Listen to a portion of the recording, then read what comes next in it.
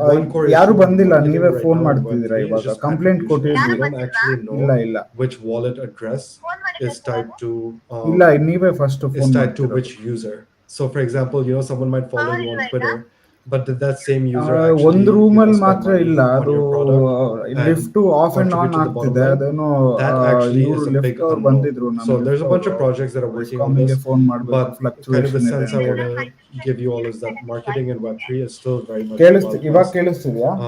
there's a lot, that's being ಅದೇ discovered for ನಮ್ದು the first lift time because ಏನೋ ಸ್ವಲ್ಪ just on things of like privacy, ಆಗ್ತಿತ್ತು. things ನಾವು like lift ಅವ್ರನ್ನ attribution, these are ಕರೆದು being ತೋರಿಸಿದ್ರೆ reinvented from the ಅವರು ground up ಬೆಸ್ಕಾಮ್ಗೆ ಫೋನ್ as it ಮಾಡಬೇಕು, pertains ಏನೋ to Web3 as we currently voltage stand. Up and down So, ಆಗ್ತಿದೆ, ಅದು I mean, ಅದಕ್ಕೆ that's one ಅವ್ರಿಗೆ ಫೋನ್ big ಮಾಡಿ ಅವ್ರು part of ನೋಡ್ತಾರೆ ಅಂತ ಹೇಳಿದ್ರು. marketing that looks very different in Web3 than it does in Web2. ಹಾ, But ಇವಾಗ another ಯಾರು thing ಫೋನ್ is, ಮಾಡಿಲ್ಲ, like ನೀವೇ ಫಸ್ಟ್ in ಮಾಡ್ತಿರೋದು. Web2, you look at a lot of customers as just that, as customers.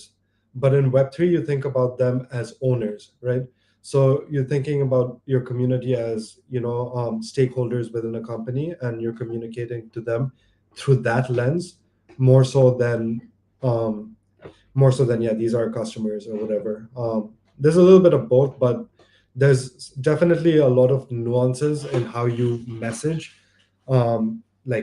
Just use messaging in your marketing because people are really sensitive to messaging, and you have to be very nuanced for people to actually understand what you're doing. um, so yeah, that's, I think, at a high level, some of the differences that stand out to me, but happy to take this in whatever direction you want, Anna.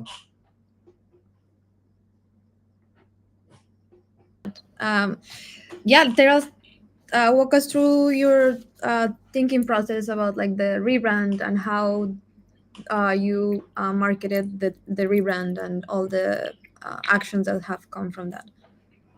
Yeah, sure. I mean, maybe what I can start off with is telling you about more specifically how we thought about this for ourselves, and then maybe we can talk about generalizable ideas there for Web3 perhaps. So for us, the way we did it, so what we have traditionally been, I don't know how many of you are familiar with Arweave. I know Filecoin is big in the refi ecosystem, so maybe you guys are more familiar with that. But they basically give us lots of monies.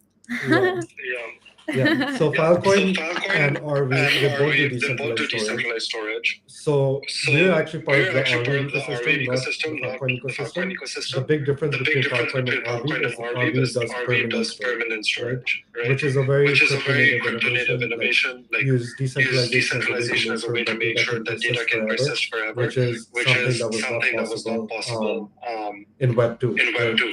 For example, a lot of storage happens on, say, AWS, right? Amazon Web Services, and that data is only around for as long as AWS is around. Now, Amazon might seem like a company that's been around forever, like it's been around for 20 years or whatever now, but can you confidently say that it's going to be around for another 200 years? Like, it's difficult to make that claim, but that's why decentralization is a very powerful primitive for doing things such as perpetual storage. But anyway, we're part of the Arweave ecosystem, and we are actually closer to an L2 for Arweave itself. So we're a scaling solution for Arweave. We currently process over 90% of all transactions on Arweave.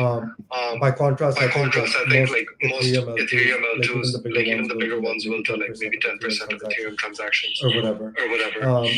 So quite dominant within the Arweave ecosystem. But actually, so that's a little bit of context about Iris and what we do. But how were we thinking about the whole rebrand? So in the past, all of our messaging was focused around this idea of being a scaling solution for Arweave. But as we started looking deeper, like we had many conversations about, okay, like what do we actually do? What are our core features of the tech? Like what does our tech actually enable us to do? And we thought a lot about this, and we thought, like scaling is of course a big part of what we do. Like even in my intro, I said we scale permanent data. That's a big part of what we do. But there were many things that we did beyond this, which didn't really fit into like just scaling. So we're thinking about, okay, like how can we express like really what we do in a more holistic way? And that was the initial point that we started with, and we wanted to put everything under a cohesive package that we can ideally say in one sentence. And our solution to that was, okay, the category that we're actually playing within isn't like scaling, like a scaling solution for Arweave. Like that's one of the things we do, but it's not just that. And the real thing that we did is provenance, right? And provenance is really about attributing the origin of data. So, for example, to make that more concrete, like when you like, especially with everything that's happening with AI today, like you can't, like if you see a deep fake, like the speed at which AI is progressing, it's become very difficult to distinguish between what's a deep fake and what's real, right? And this is getting much worse. Just in the last month, I've seen way more instances of this, and you can imagine at the pace at which AI is accelerating within a year, 2 years, even 5 years, like the existing ways of dealing with this problem just are not going to work, right? Or if they do, like we'll have fake news everywhere. It's going to be a much bigger problem than fake news has been in the past. So we thought, what we do really well is we're great at attributing where data comes from, and we're great at scaling permanent data. So the category that we wanted to position ourselves within, that changed. And with our rebrand, that's what we really wanted to hone in on, and that's the one-line summary that we came to is like Iris is the only provenance layer. It sounds like simple to say that one line, but that one line took maybe 1 year of work. So don't want to dismiss how much time and thinking and effort goes into really crafting a compelling one-liner. And then part of that was, our previous name was Bundler, because what we did was we bundled transactions from Arweave. Sorry, we bundled transactions and we posted them onto Arweave, much like a layer 2 does on Ethereum. That's what rollups do. So we thought, okay, like if we are going to go deeper into this idea of provenance, like we should signal that in a more meaningful way, and we should change our name as well, which was really one specific function, and make it more in tune with the idea of provenance. And so we came up with this name Iris, which, when you think of an iris, you might think of an eyeball, like, iris from your eye, like watching what's happening. And it's actually our mission is to be a witness for humanity, right? So it's like to see, just see what's happening. And so the name Iris just felt very much on brand with the whole provenance theme.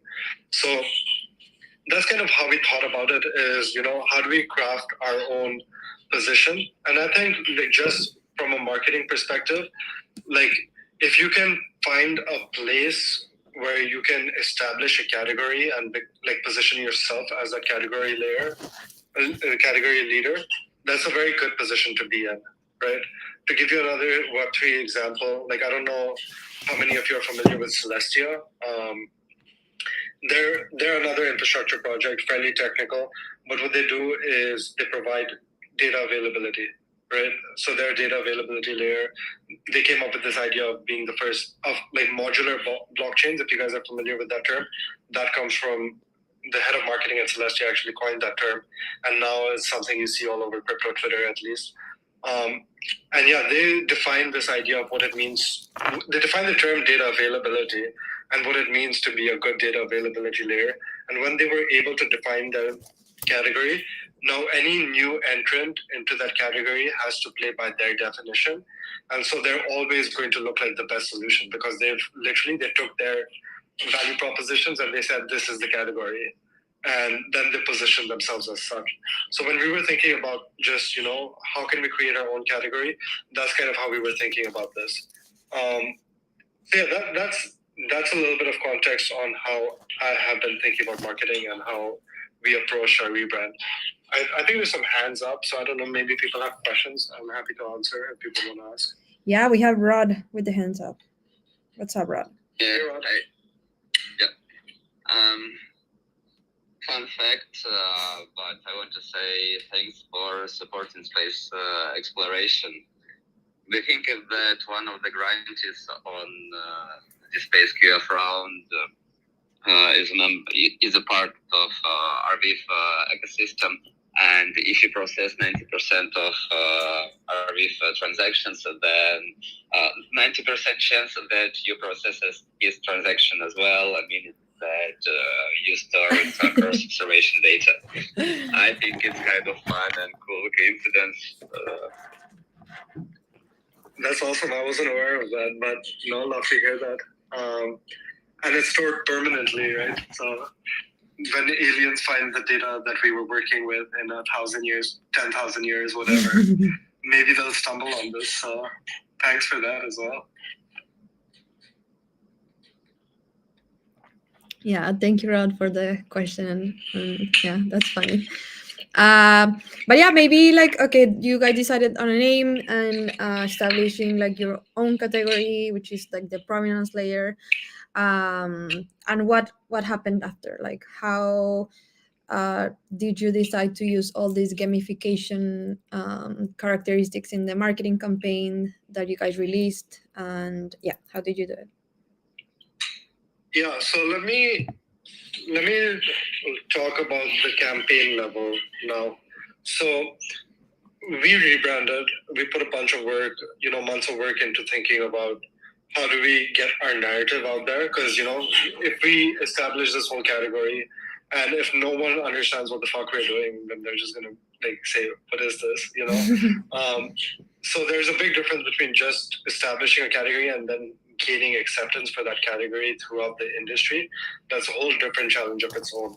So at the campaign level, the way we thought about this, the first thing we wanted to do was we actually wanted to educate people about our category, right? So right before we rebranded, the 4 preceding weeks, we put out 4 long, like, thought leadership blog posts where we really went into just the details of what exactly is provenance. So the first piece we wrote was, what is a provenance layer? Then we wrote a few other pieces on things like why you should care about provenance, where we really wanted to just focus on, if someone really wants to dive deep and understand just the theoretical backdrop of everything that we've established, how can they do so? And so it helped from a perspective of giving people the opportunity to go deeper if they wanted, but it also helped internally for us to really be clear on like what exactly is this thing, how do we communicate it, how do we talk about it. So that was the first step. And then we actually did the rebrand. When we did the rebrand, like just when I'm looking at the success of a marketing campaign, I primarily look at it along two vectors. Vector 1 is qualitative, right? So like how do people actually respond to something? And the second thing is like quantitative, like numbers go up, like Twitter followers, whatever, right? And actually, most of the time, I put more emphasis on the qualitative side than the quantitative side.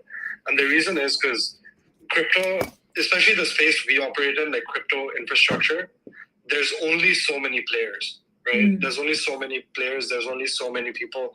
So if you can get into the minds of, some of these people, then like just through word of mouth, like things spread.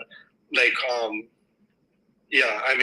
just the fact that we're handling over 90% of all transactions, like a lot of that, like us getting to that level of dominance is like word of mouth marketing, right? Because people within the RV ecosystem speak. And we had over 90% of all RV transactions when we had like 8,000 followers on Twitter, right? So it just goes to show like you can establish a position of dominance along the metrics that really matter. In our case, it's like how many transactions are we doing, without focusing on what ends up being vanity metrics a lot of times, such as how many Twitter followers that you have. This goes to the point I made previously about Web 2 versus Web 3 marketing, which like attribution is so hard in Web 3 that you might think, okay, just because I have more Twitter followers, I'm going to have more revenue or whatever, but it doesn't necessarily end up that way, right? Like if you send just 20 DMs to 20 influential people and they actually read the message that you are trying to get across and they spread that message, that can be more valuable than a tweet that gets you like 10,000 retweets or whatever, because it's all between bots or everything. So there's a lot more nuances, which is why I really like to look at qualitative data. So for us, we put out this blog post about bundlers, not now Iris, where we laid out our vision, where we laid out the change, everything we did. And we actually wanted to spread that very deep within our networks. So one of the first things we did is we shared that. We actually wrote a tweet, the pinned tweet on the Iris Twitter, if you guys can see that.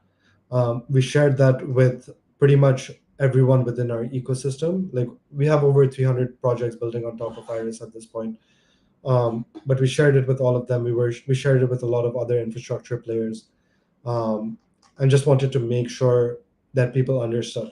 and just everyone, had really positive responses. Like we had some good debates with some people who helped us think through some of the things that we weren't thinking about, which is always appreciated. But we got a good response there. So, from my perspective, like that alone was a success, even though, that part of things didn't really move our numbers. Like it's not like we got any new Twitter followers or whatever. But just the fact that the people that we want to hear and understand our message managed to do that, that was like a mini victory in my view. So that was the first thing we did on the qualitative side. But what we wanted to do on the quantitative side was obviously like, if you have an opportunity like this, like let's get numbers to go up. And so I think what Anna was referring to was a recent campaign we launched where we had a commemorative NFT. So actually, if you guys go, mm, if you guys, for any of you who are actually on Twitter, you can check out, if you go to the Iris channel and you go to highlights, um, you'll see the second post there is about this commemorative NFT that we had. And like we turned it into an NFT. We basically said, if you guys are like, thank you for being part of the Iris community.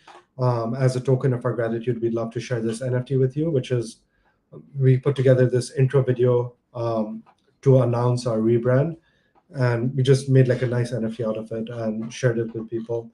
Um, and it really blew up actually. Like we received, when everything was said and done, over 95,000 form submissions for people to claim that NFT. um, yeah, the post itself got almost 500 comments, like over 3,000 retweets, over 3,500 likes.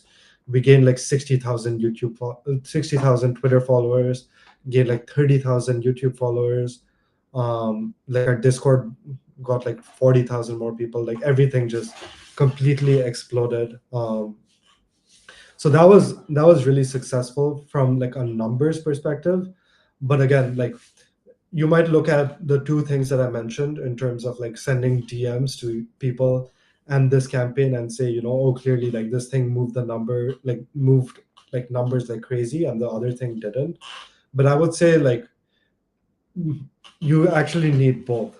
Like you need the qualitative stuff to understand that you're getting across to real people, and the message that you're trying to share is really resonating with people that matters. And in our case, like this is one of the things about being a B2B versus like a consumer facing product. For us, like we really need to listen to our users because, like, I mean, everyone needs to listen to users, but for a consumer facing project, you might have 100,000 users, you might have, a million users, you might have more than that, especially if you've scaled. But for B2B, it's like you have much fewer users. For us, we have 300, which is still like a decent amount. Um, but we pay very, very close attention to what our users are saying. And I think in a B2B context, like there's really no substitute for that. Does that answer your question, Anna? Is there something else you want to ask on that specifically?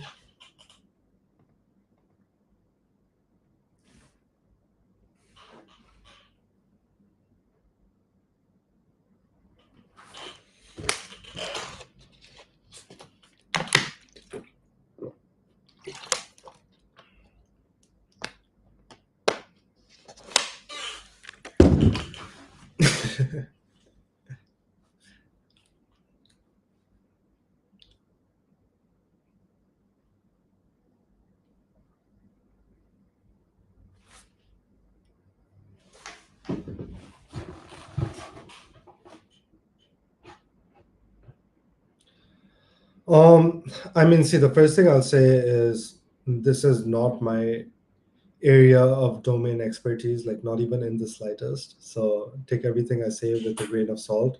And I'm definitely not nearly as informed as almost everyone else here. So yeah, don't put too much weight on anything I say here.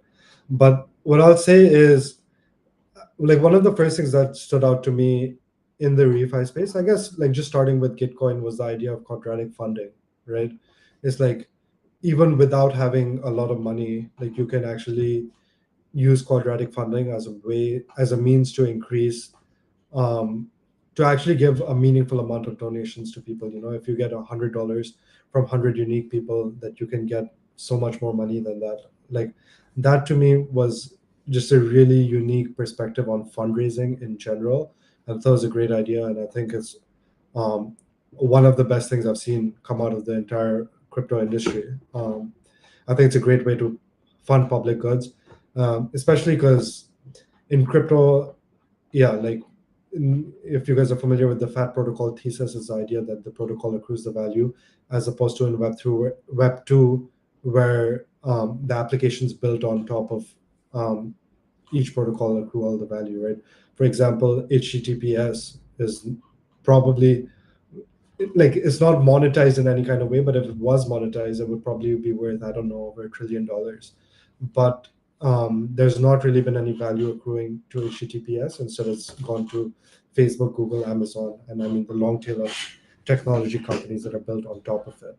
So I think that idea of flipping that model on its head in Web3 was really fascinating, and then using quadratic funding as a way to incentivize public goods to further grow that the just further spin that flywheel, I think was an incredible idea, and I think it's one of the best things that's come out of crypto. um, so I love all of that. I love like a lot of different projects that I'm seeing in the refi space. I mean, I've been donating since, I don't know, every round for like a year and a half, something like that.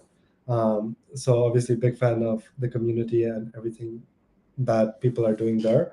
um, the one thing I think in terms of like constructive criticism that maybe I would point out is what I don't see very often is like a way for people to monetize, or like not even necessarily monetize, but just have some kind of an idea of like what is the actual business model here, right? Because I mean, donations are a great way to bootstrap a project and get it off the ground. But now, if you want to find sustainable growth that doesn't rely on the benevolence of like external parties, like how can you actually go ahead and do that? I haven't seen many projects that have answered that in a meaningful way. So I that's something I hope to see more from the refi space and just public goods in general. So yeah.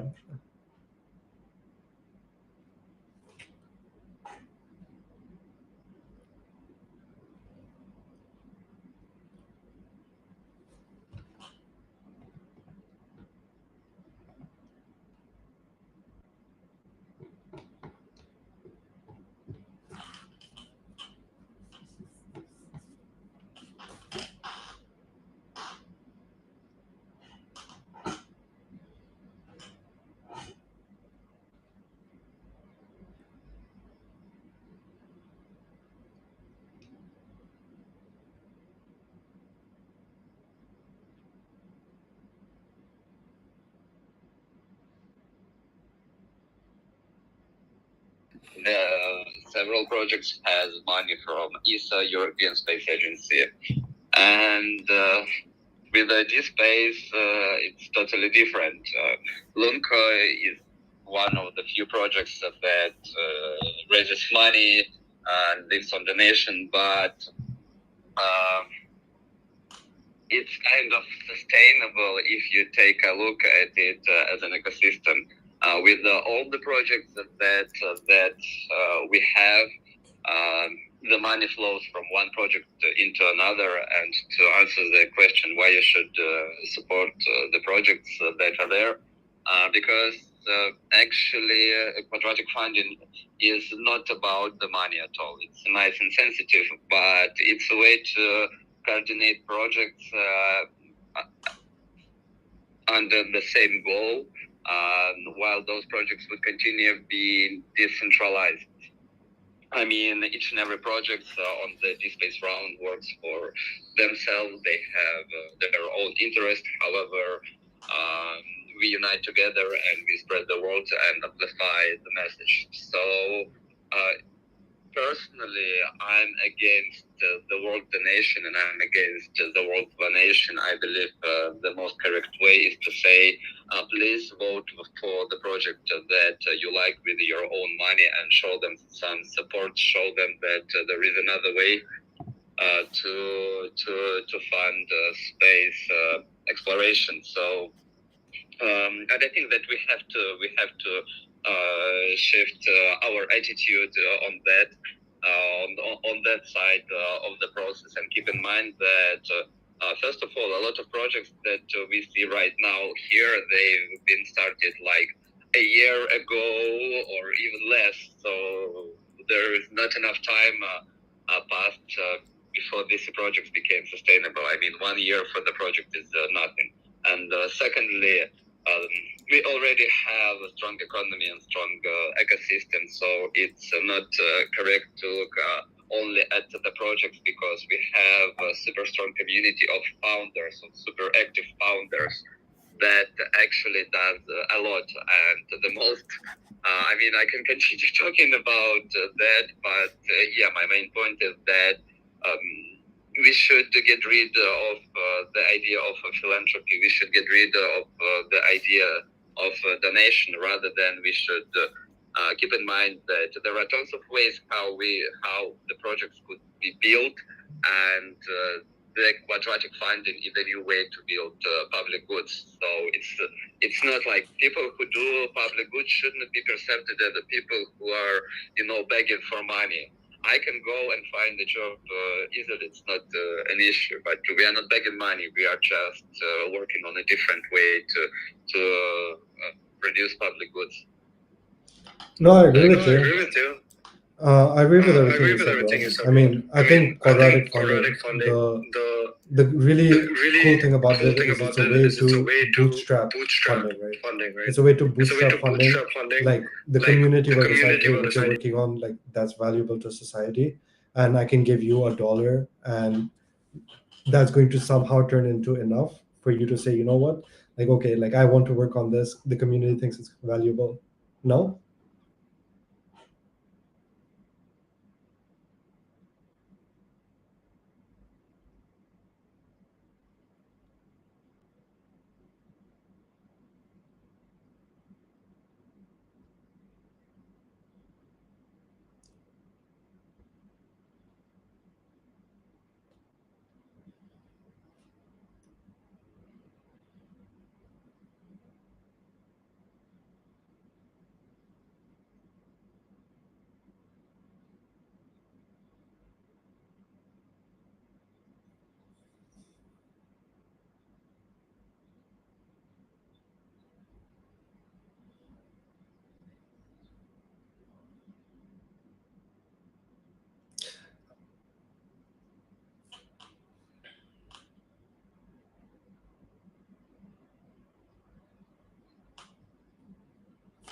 No, no, go for it. Yeah, I'm happy to go into questions, whatever people want.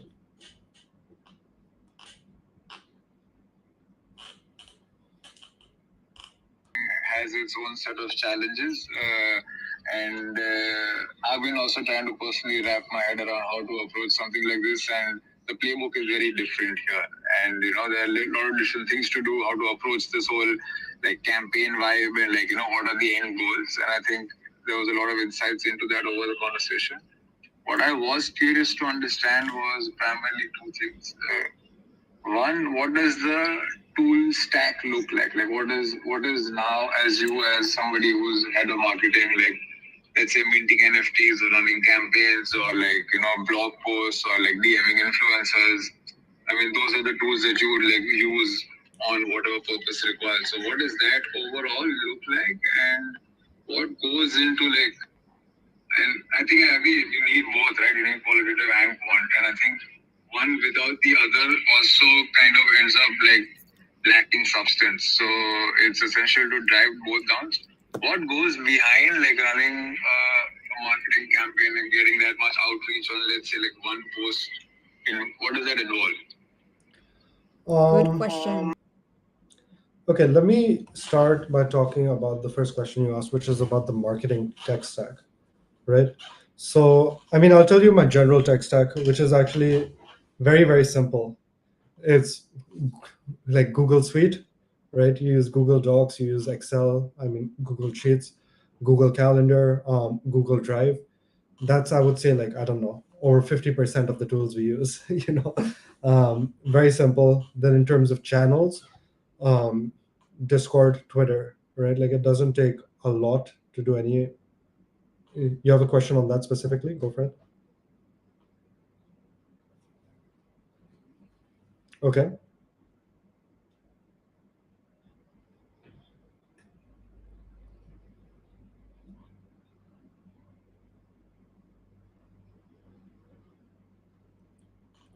Tool stack or whatever it can use to market the project or the product. So what does that look like for you? Like what is there something beyond like writing Medium posts and DMs and Twitter campaigns that you also engage with? No, it's really No, it's simple. I mean, you DM people on On Telegram, Telegram, like it's seriously, it's not complicated at all. Like you message in terms of like what you're doing, like you message people on Telegram, you write posts on Twitter, right? And then, I mean, at a high level, that's what it is, right? And then it's about just being really excellent at both of those things, right? So if you're creating Twitter content, it's like about creating excellent Twitter content, creating actually insightful like content, right? Like if for us, like being leaders in provenance, for example. I closed your mic by mistake. I'm sorry. I'm sorry. I thought I did it. Can you hear me? Yeah, Is it I hear back? you now. Oh, sorry. Yeah. Cool.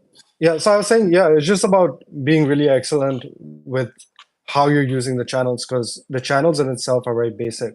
And for Twitter, for example, if you're creating content, it's like leveraging tools like AI or creating video, or like really taking the time to write something thoughtfully and revise it and edit it until you get to a really good spot.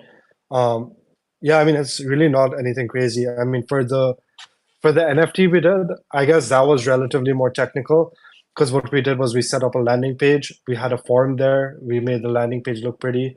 We had people fill out the form, and we did all of that. And then on the NFT side itself, I mean, if you know a little bit of programming, you can go a long way because we use third web contracts to put together the NFT, and then we wrote a script to airdrop the NFT to all the people that filled out the form.